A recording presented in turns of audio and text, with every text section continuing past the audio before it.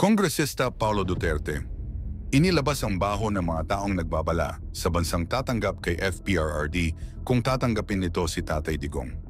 Nakatanggap kami ng balita tungkol sa isa na namang di umano'y grupo na tinatawag ang kanilang sarili bilang isang bayanan na nagbabala sa mga bansa na maaaring tumanggap kay dating Pangulong Rody Duterte sakaling maaprubahan ang kanyang apela para sa pansamantalang paglaya.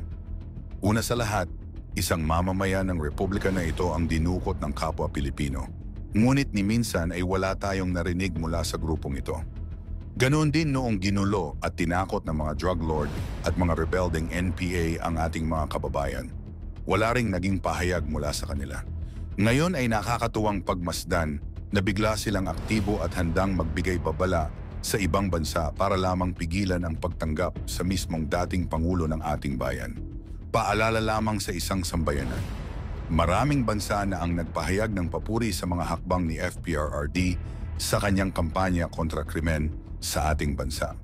Kaya't hindi na rin nakapagtataka kung maraming bansa ang magpapakita ng interes na tumanggap kay FPRRD sa kanilang teritoryo. Hindi bulag ang pandaigdigang komunidad sa mga nangyayari sa ating bansa. Walang krimen laban sa sangkatauhan, kundi isang lehitimong aksyon ng isang leader na nagkaroon ng tapang upang gawin ang kinakailangan para iligtas ang kanyang bayan mula sa ilegal na droga at kriminalidad. Tulad ng ibang miyembro ng Makabayan Bloc, ang Unang Sambayanan ay isa ring grupong pinopondohan ni Tambangag gamit ang pera ng taumbayan para suportahan ang kanyang baluktot na ambisyong maging Pangulo pa rin sa 2028.